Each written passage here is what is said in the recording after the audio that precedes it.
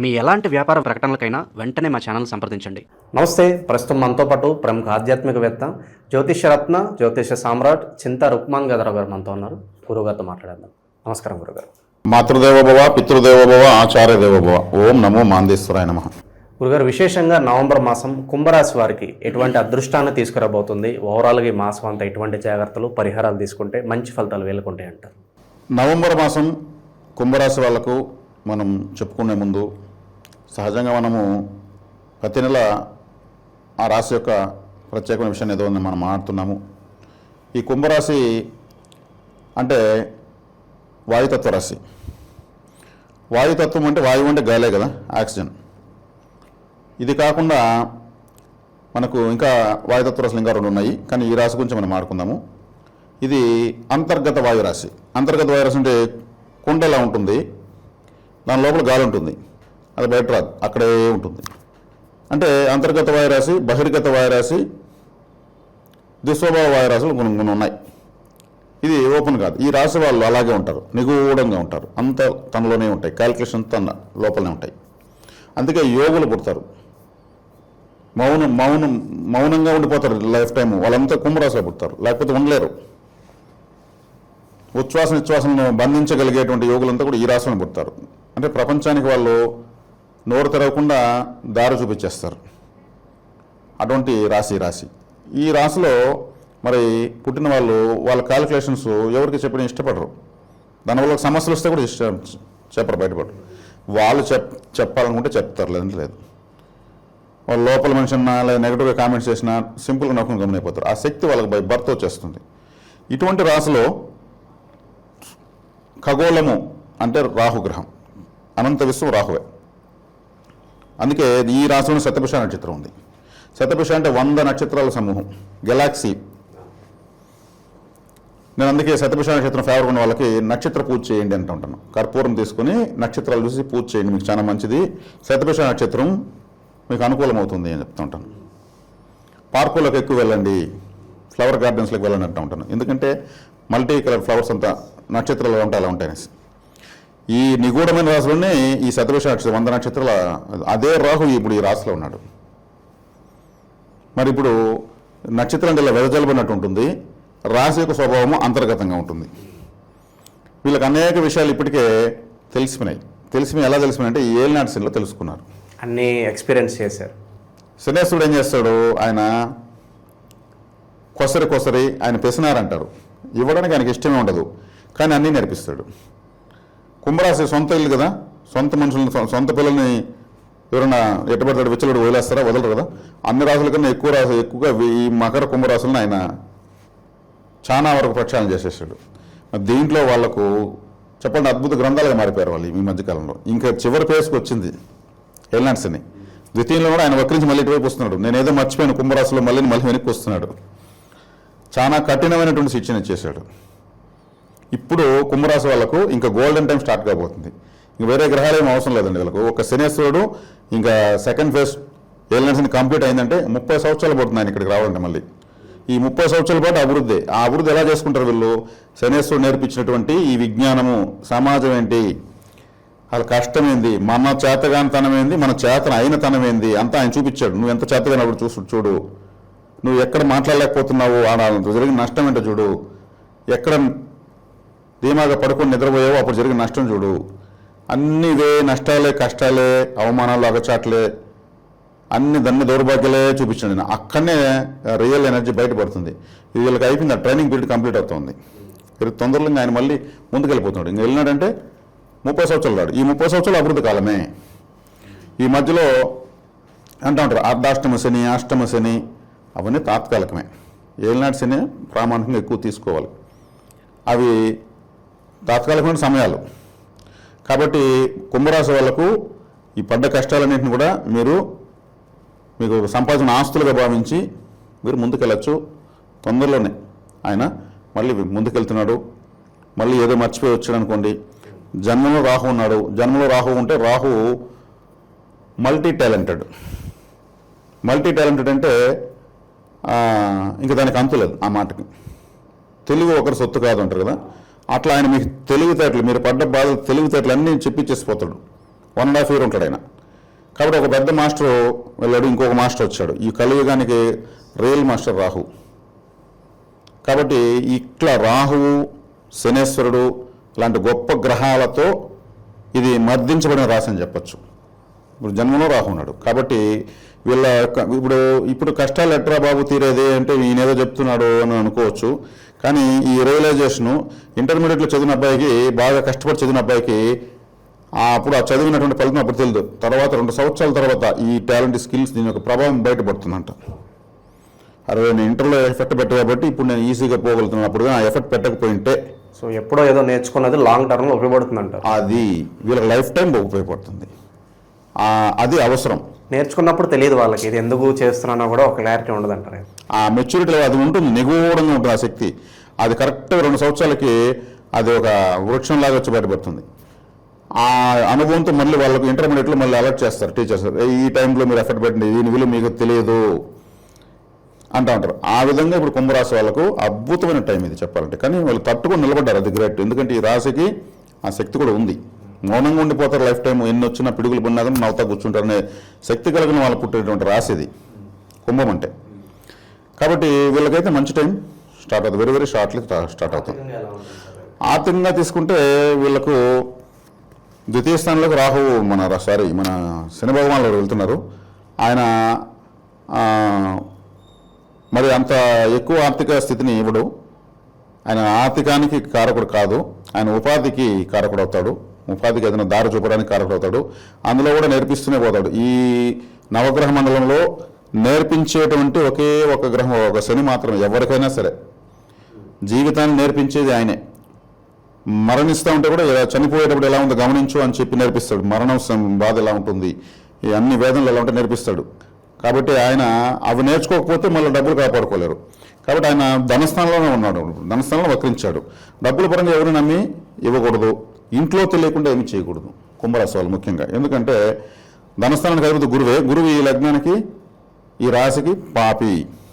ఇప్పుడు ఆయన అష్టమంలో నుంచి మళ్ళీ ద్వితీయం చూస్తున్నాడు. గురువు కర్కాటకంలోకి వచ్చాడు. కొంత ఇప్పుడు మెరుగ్గా ఉంటుంది ఆర్థిక పరిస్థితి. ఇప్పుడు ఏదో అవకాశాలు వస్తాయి. డిసెంబర్ 15వ తారీఖు వరకు ఆయన కర్కాటకంలో ఉంటాడు.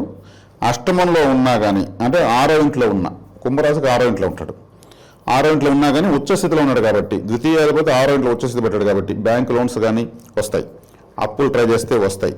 ఇప్పుడు అప్పు చేసేదానికి ఏదో విధంగా ఈయన రెడీ అయిపోతాడు, తీసిచ్చేస్తాడు గురువు. లేదంటే అప్పు ఇవ్వకపోతే కొన్ని ఇంట్లో కూడబట్టిన అన్నదమ్ములు ఎవరైనా మనీ సపోర్ట్ చేసేదైనా పెట్టిస్తారు. ఇట్లా ఫైనాన్స్ సపోర్ట్ ఇప్పుడు దొరుకుతుంది. ధనకారకుడు ధనస్థానం చూస్తుండే కాబట్టి ఇది వీళ్ళకు. అదేవిధంగా 10వ ఇంట్లోకి కుజుడు వస్తున్నాడు. కుజుడు 10వ ఇంట్లోకి ఈ రాశికి రాకూడదు, వచ్చి మళ్ళీ రాశిని చూస్తాడు. అందులో రాహువుని చూస్తాడు. రాహువు కుజుడు యొక్క సంయోగము, చూపు లేదా కేంద్ర స్థితి చూస్తే అంటే 1, 4, 1, 7, 1, 10 లేదా 7, 10 ఇట్లా కేంద్రాల్లో ఉంటే ఒక విస్ఫోటనం లాంటి ఒక రిజల్ట్ వస్తుంది. ఏదైనా ఉంటాయి కదా బ్లాస్టింగ్స్, సడన్గా జరిగే ఆకస్మికమైనటువంటి ప్రమాదాలు, ఇవన్నిటికీ రాహు కుజులే కారకులు అవుతారు. కాబట్టి మీరు ఇక్కడ వచ్చేకాడికి శుభగ్రహం అనేది ఈ రాశిని చూడడం లేదు. ఈ శని వక్రించాడు, కేర్ఫుల్గా ఉండాలి. అంటే కేర్ఫుల్గా ఉండాలంటే కుజుడు వృశ్చిక రాశి ఉన్నాడు. వృశ్చిక రాశి రహస్యానికి కారణమవుతుంది. సీక్రెట్ అంటే వృశ్చికమే. అందులోకి కుజుడు వచ్చి రాశిని చూస్తాడు. కాబట్టి మీకు అనుకూలమైన వాళ్ళు ఏదో మీకేదో బాణం ఎక్కిపెట్టారని అర్థం. దుర్గాదేవి ఆరాధన చేయాలి. దుర్గాదేవి ఆరాధన చెల్లి జన్మంలో రాహు ఉన్నాడు. రాహుగా ఇష్టం లేదు దుర్గాదేవి, దుర్గతను దూరం చేస్తుంది. కాబట్టి దుర్గాదేవి విజయవాడ మేము ఇప్పుడు పోయేది నేను అనుకోవడం అవసరం లేదు. మీ గ్రామదేవత దుర్గాదేవి, గ్రామదేవత సాక్షాత్ దుర్గాదేవి, ఇందులో ఎటువంటి సందేహం లేదు. గ్రామదేవతలు దుర్గా శక్తితో ఉంటారు కాబట్టి కాపలా దేవత అని అర్థం. కాబట్టి మీ గ్రామదేవతని మీరు చక్కగా ప్రార్థించండి, నమ్మండి. బాధపడితే దేవుడు సహాయం చేయడు, ఇది ఒకటి తెలుసుకోవాలి. బాధపడినామంటే దేవుడు తలకాయ నొప్పి. మనం నమ్మితే నమ్మకాన్ని సహాయం చేస్తాడు. మనల్ని ఎంత నమ్మాడు చూడంటారు. కాబట్టి మీ గ్రామదేవత నమ్మండి, మీ కులదేవతను నమ్మండి. మీకు అవకాశం ఉంటే విజయవాడ కనకదుర్గమ్మ వారి దగ్గరికి వెళ్ళరండి ఈ సమయంలో కంపల్సరీ. అంటే కుజుడు 4వ చూపుతో చూస్తున్నాడు. చాలా హెడ్ఏక్ ఉన్నాడు. అంటే ముఖ్యంగా మీ బ్రదర్స్ అండ్ సిస్టర్స్, ఈ కుంభరాశి వాళ్ళకు బ్రదర్స్ అండ్ సిస్టర్స్తో ఏదో ఒక హెడ్ఏక్ ఉండేనే అవకాశం ఉంటుంది. అంటే కూడా పుట్టిన వాళ్ళు ఎవరు, నేను ఒకటే పుట్టానంటే మీ చిన్న పెద్దన్న పిల్లలు కావచ్చు, మీ వరుసకు మీ పిన్నమ్మ పెద్దమ్మ పిల్లలు కావచ్చు, ఏదైనా డిస్టర్బెన్సెస్ వస్తాయి, డిస్ప్యూట్స్ వస్తాయి, దానికి చూసుకోవాల్సి వస్తుంది. విద్యార్థులకు వ్యాపారస్తులకు ఎలా ఉంటుంది సార్? విద్యార్థులతో కొంచెం కష్టంతో కూడుకున్న ఎఫర్ట్ పెట్టాల్సి వస్తుంది. ఎఫర్ట్ పెడితే ఖచ్చితంగా రిజల్ట్ ఉంటుంది, దాంట్లో ఎటువంటి సందేహం లేదు. ఎందుకంటే అది లాజికల్గా చెప్పే మాట కాదు. విద్యార్థులు కష్టపడాలనే మాట అందరూ చెప్పే మాట అనేది కాదు. ఇక్కడ విద్యాస్థానం అనేటువంటి 2వ స్థానంలో శని వక్రంలో ఉన్నాడు. ఇప్పుడు గురువు ద్వితీయాన్ని చూస్తున్నాడు. కాబట్టి శని అంటే కష్టపడాలి, గురువు అంటే ఫలితం ఇచ్చాడు. కాబట్టి ఉన్నాను కొంచెం ఎఫర్ట్ ఎక్కువ పెట్టి ఇప్పుడు అందరూ విద్యార్థులు తెలివైన వాళ్ళు బాగా, ఎవరు డల్ స్టూడెంట్స్ లేరండి. ఇప్పుడు ఒకప్పుడు 5% క్లవర్స్ ఉంటే 90-95% డల్ స్టూడెంట్స్ ఉండేవాళ్ళు. ఇప్పుడు 5% డల్ స్టూడెంట్స్ ఉంటే 90-95% క్లవర్స్ పుడుతున్నారు. బై బర్త్ హైపర్ యాక్టివ్తో పుడుతున్నారు పిల్లలు. ఇప్పుడు టెక్నాలజీ కూడా చాలా డెవలప్ విపరీతం ఆశ్చర్యం వేస్తుంది. ఆ వయసులో అసలు ఏమి మనం బలపాలు తింటా ఉన్నాం చిన్నప్పుడు. ఇప్పుడు ఏరా అంటే కంప్యూటర్లో ఆడుకుంటున్నారు. కాబట్టి విద్యాపరంగా ఎత్తుకుంటే ఇప్పుడు సహజంగా సమాజంలో జ్యోతిషం సంబంధం లేకుండా టాలెంట్ ఉంది. దాని తర్వాత మనం గ్రహస్థానం లెక్కేస్తున్నాం కాబట్టి గురువు దృష్టి పడింది. కాబట్టి విద్యాస్థానం పైకి శుక్రుడు విద్యాకారకుడు, విద్యాస్థానాధిపతి, 4వ స్థానం కూడా విద్యాస్థానమే. శుక్రుడు బాగుండు కాబట్టి విద్యాపరంగా మంచి రిజల్ట్ ఉంటాయి. ఆస్తుల పరంగా ఎంతవరకు ముందుకెళ్లకుండా పెండింగ్ పడిపోయి కొన్ని ఉంటాయి, కోర్టు కేసులు కావచ్చు, ఇలాగ డాక్యుమెంట్ పరంగా ఏమన్నా ముందుకెళ్ళే అవకాశాలు కనిపిస్తున్నాయి. వీళ్ళకి భాగ్యస్థానంలోకి శుక్రుడు వచ్చాడు, 4వ ఇంటి వాడు. ఆస్తులు అన్నారు కాబట్టి దాని మన వాహనము, గృహము, ఆస్తులు ఇవన్నీ కూడా శుక్రుడు ఈ రాశి వాళ్ళకు. ఆయన మనకు భాగ్యస్థానానికి వచ్చాడు, అది మంచిది. కాబట్టి ఇప్పుడు బ్రదర్స్ అండ్ సిస్టర్స్ అనే సెక్టర్లో మీకు డిస్ప్యూట్స్ ఉన్నా బుధుడు ఆస్తిపాస్తులకు మీ 4వ రాశికి అధిపతి, మీ సొంత గ్రామము, బంధువులు అన్నిటి కూడా ఆయన భాగ్యస్థానానికి వచ్చాడు. కాబట్టి ఆయన ఒక సొల్యూషన్ చూపిస్తాడు. ఇక్కడ ఎన్ని వచ్చినా కానీ వీళ్ళకి ఇంకో బెనిఫిట్ ఏమంటే శుక్రుడు బాగున్నాడు. శుక్రుడు అంటే ఏమంటే మృత సంజీవిని విద్య తెలిసిన ఏకైక దేవత ఆయన. మృత సంజీవిని శివుడి తర్వాత ఆయనకే తెలుసు. మృత్యుంజయుడు అనే పేరు శివుడికి మాత్రం ఉంది. చనిపోయిన బతికించే విద్య ఈయనకి మాత్రం తెలుసు. ఈ రాశికి అత్యంత శుభగ్రహం, ఇది ప్లస్ పాయింట్. శనేశ్వరుడు అన్కంఫర్ట్గా ఉన్నాడు, రాహు కంఫర్ట్గా ఉన్నాడు. రాశిలో రాహు కూడా మంచిదే, మల్టిపుల్ టాలెంట్, మంచి నాలెడ్జ్ ఉంటుంది, ఏమి జరుగుతూ ఉంది లెక్క పక్క తెలుస్తుంది. కుజుడు ఎప్పుడైతే రాశిపైన పడిపోయాడో నేను చెప్పాను కదా, ఈ ఏదో తెలియని ఒక టెన్షన్లు వస్తాయి. కానీ శుక్రుడు బాగున్నాడు కాబట్టి, శుక్రుడు అంటే ఇంకా ఆయన జగమెరికిన జంగమయ్యాన కాబట్టి ఆయన ఖచ్చితంగా సొల్యూషన్ చూపిస్తాడు, స్మూత్గా ఈ సమస్య సాల్వ్ చేస్తాడు. సో అట్లీస్ట్ ఈ కార్తీక మాసంలో అయినా మాకు వివాహం అవుతుందా అని ఎదురు చూసే వాళ్ళు ఉంటారు. వాళ్ళకి ఏదైనా గుడ్ న్యూస్ ఉందా గురుగారు? ఏదన్నా వివాహం అవుతుందా అని అంటే ఇక వచ్చేకాడికి స్త్రీలు ఎవరైతే ఉంటారో ఈ రాశిలో పుట్టిన స్త్రీలు వాళ్ళకి భర్త కారకు కుజుడు రాశిని చూస్తారు. కాబట్టి కుజుడు రాశిని చూడడం వల్ల ఏమవుతుంది, కొంచెం ఏదన్నా మొండిగా గొడవలు వచ్చేదానికి అవకాశం ఉంటుంది. కుజుడు అంటే గొడవలకు కారకుడు, ఆయన ఆయుధానికి కారకుడు. ఇప్పుడు ఒక అమ్మాయి ఉంటుంది, కుంభరాశిలో పుట్టి ఉంటుంది, ఆ అమ్మాయి ఒక అబ్బాయిని ఇష్టపడుతుంది. లేదు ఇక్కడ వచ్చేకాడికి వీళ్ళెవరికో చిన్నప్పుడు మాట ఇచ్చుంటారు, మా అమ్మాయి పని లేదు మిమ్మల్ని మీరు వద్దన్నాకనే వేరే వాళ్ళకి ఇస్తామని. ఇప్పుడు ఈ అమ్మాయికి ఆ అబ్బాయి ఇష్టం, ఆ అమ్మాయి ఎవరినో ఇష్టపడి ఉంటుంది అంటే గొడవ రావాలి. ఇక్కడ కుజుడు చూస్తున్నాడు కాబట్టి అట్లాంటివి వస్తాయి. అమ్మాయిలు అయితే, అబ్బాయిలు అయితే మాత్రం శుక్రుడు బాగానే ఉన్నాడు, శుక్రుడు భాగ్యంలో ఉన్నాడు. వాళ్ళ ఇష్టపడిన అమ్మాయిని కావచ్చు, లేదు వీళ్ళని ఇష్టపడి వచ్చేటువంటి అమ్మాయి, కానీ వీళ్ళకి నచ్చిన అమ్మాయి కాంబినేషన్స్ కుదరడానికి అబ్బాయిలకు బాగుంది. అమ్మాయిల విషయం ఎత్తుకుంటే ఏదో చిన్న చీకాకులు వచ్చే అవకాశం ఉంది. అది గ్రహచారం బట్టి తప్పదు, దాన్ని కొంచెం వాళ్ళ బ్యాలెన్స్ చేసుకోవాలి. ఇంకా పాజిటివ్గా రావాలంటే ఇంకా అలా వ్యక్తిగత జాతకం బట్టి కూడా ఆధారపడి ఉంటుంది. వ్యక్తిగత జాతకం మీద ఆధారపడి ఉంటుంది. దుర్గారాధన చేయడం వల్ల చాలా మంచిది. ఇక చివరిగా శత్రువుల పరిస్థితి గురుగారు, శత్రువులు కూడా మిత్రులయ్యే అవకాశాలు ఏమైనా కనిపిస్తున్నాయి? శత్రువులు మిత్రులయ్యే అవకాశం అంటే ఇక్కడ వచ్చారంటే లగ్నంలో రాహు ఉన్నాడని చెప్పాను. ఈ శత్రువులు లగ్నంలో కుంభరాశిలో రాహు ఉండగా వీళ్ళు శత్రువు వీళ్ళని అబ్జర్వ్ ఒక గంట చూస్తే వీళ్ళు ఆటోమేటిక్ వీళ్ళు 4 కణులతో వీళ్ళు చూస్తుంటారు. రాహు అంటేనే ఒక సీసీ క్యామ్, ఒక సీక్రెట్ ప్లానెట్. ఎందుకంటే రాహుని ఏమార్చడం అంత ఈజీ కాదు. జన్మలో రాహు ఉన్నప్పుడు వీళ్ళు 5 రకాలుగా అన్నీ అబ్జర్వ్ చేస్తుంటారు, మిగిలిన విషయాలతో సంబంధం లేకుండా. ఎలా అంటే రాహు అంటేనే మహావిష్ణువుని ఏమార్చాడు ఆయన అమృతం కోసం. మహావిష్ణువు అంత ఈజీ కాదు, ఎవరు హరిహర బ్రహ్మాదుల కానిపైన ఆయన చేశాడు. ఆయన అటువంటి ప్లాంట్ కాబట్టి శత్రువులను వీళ్ళకంట వీళ్ళని శత్రువులు ఇది చేసేది, శత్రువులను వీళ్ళే అబ్జర్వ్ చేస్తుంటారు, ఒక రీడింగ్ వేసి పెడతా ఉంటారు. సరే సార్ నీకైతే నేను చూసుకుంటా, ఇప్పుడు టైం కాదు అనుకుంటా ఉంటారు. రాహు ఉన్నంత వరకు వీళ్ళకేమీ ఇబ్బంది ఏం లేదు. మనకి మొదటి 20 రోజులు కార్తీక మాసం ఉంది. విశేషంగా కార్తీక మాసానికి సంబంధించిన పరిహారాలు తెలియజేయండి.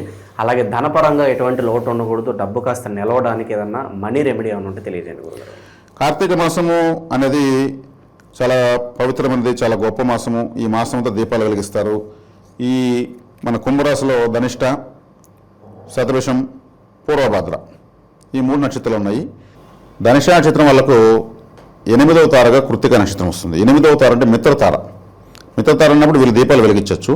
ఈ కార్తీక మాసం అయ్యే వరకు చాలా మంచిది. వీళ్ళ జీవితంలో వెలుగులు వస్తాయి. ఇప్పుడున్నటువంటి క్లిష్ట పరిస్థితుల్లో ఈ కార్తీక మాసం ఉపయోగించుకుంటే ఎన్నో గ్రహ దోషాలు కూడా తొలగుతాయి. దాని ఎటువంటి డౌట్ ఏం లేదు. ఎందుకంటే దేవతలు జ్యోతి స్వరూపులు. ఆ జ్యోతులను ఎక్కువ వెలిగించడం వల్ల వీళ్ళకు గ్రహశాంతులు, దైవానుగ్రహం కలుగుతుంది. తర్వాత శతభిష నక్షత్రం. శతభిష నక్షత్రానికి 7వ తారగా వస్తుంది కృత్తిక నక్షత్రం. 7వ తారగా వచ్చినప్పుడు ఏమవుతుంది? అది 5వ తార. వీళ్ళు దీపాలు వెలిగించకూడదు. మరి ప్రమిదలు, చిన్న చిన్న ప్రమిదలు డొనేట్ చేయొచ్చు టెంపుల్స్ కాడ. ఆ వత్తులు డొనేట్ చేయొచ్చు. ఇంకా వీళ్ళు ఇవ్వగలిగితే ఆయిల్ ఇవ్వచ్చు. ఇందులో ఏదో ఒకటి ఇవ్వచ్చు, అన్నీ కలిపి ఇవ్వచ్చు. ఇంకా ఆయిల్ తీసుకెళ్ళి ఆలయంలో ఉన్న అఖండ దీపాల్లో పోయొచ్చు.